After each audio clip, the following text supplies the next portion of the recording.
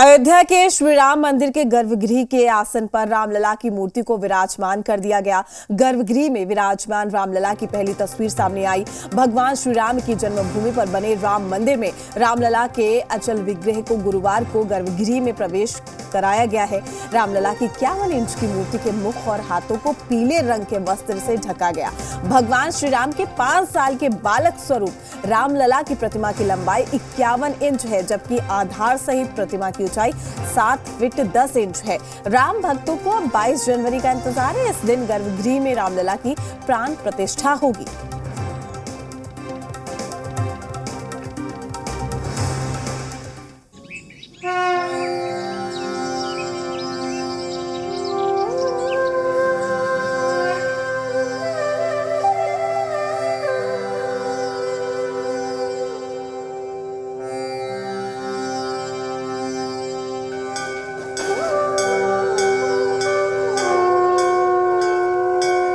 प्रभु श्री राम की वही मूर्ति है जिसकी प्राण प्रतिष्ठा प्रधानमंत्री नरेंद्र मोदी 22 जनवरी को करने वाले हैं। कल इस मूर्ति को अयोध्या धाम के नवनिर्मित मंदिर के गर्भगृह में रखा गया और इसके साथ ही दुनिया के सामने इस मूर्ति की पहली झलक भी आ गई है।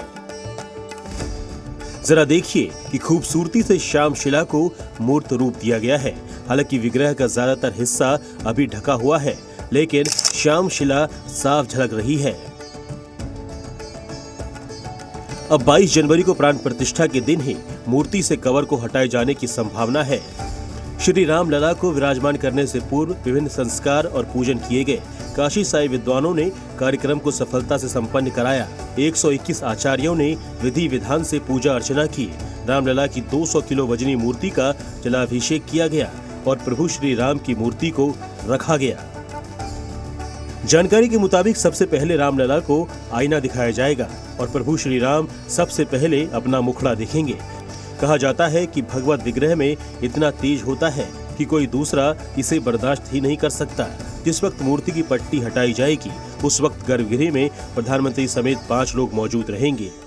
22 जनवरी को दल पूजा के लिए आचार्यों की 3 टीम बनाई गई है। प्रधानमंत्री की मौजूदगी में अभिजीत मुहूर्त में रामलला की इस मूर्ति की प्राण प्रतिष्ठा होगी। इस मूर्ति को प्रख्यात मूर्तिकार अरुण योगीराज ने 6 महीने अयोध्या में रहकर तैयार किया है। गर्भगृह में स्थापित करने के लिए 3 मूर्तियां बनाई गई थी। 3 मूर्तियों में से योगीराज द्वारा बनाई गई मूर्ति का चयन किया गया।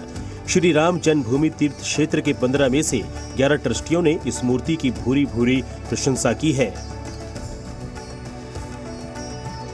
मूर्ति के गर्भगृह में रखे जाने के बाद आज यहाँ पर सुबह और शाम दोनों बेला में विशेष अनुष्ठान होगा। सुबह के समय औषधाधिवास, केसराधिवास और धृताधिवास की विधि से पूजा पूर्ण होगी, जबकि संध्या काल में धान्याधिवास विधि से अर्चना होगी।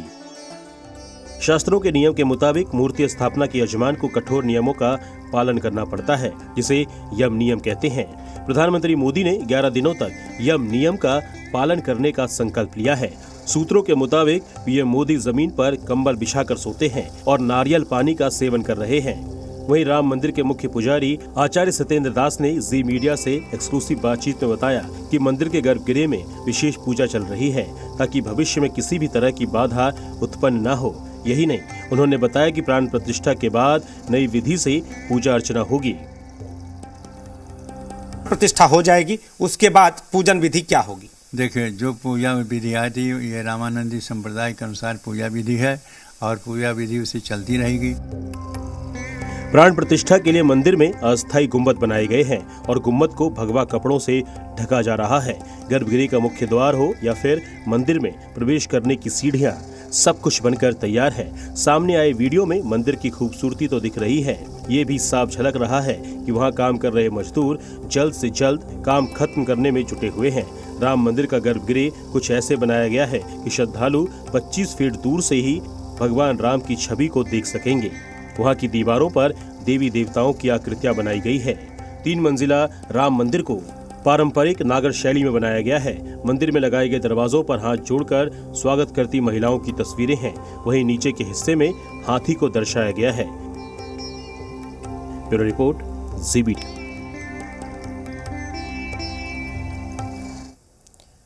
आज से 3 दिन बाद 22 जनवरी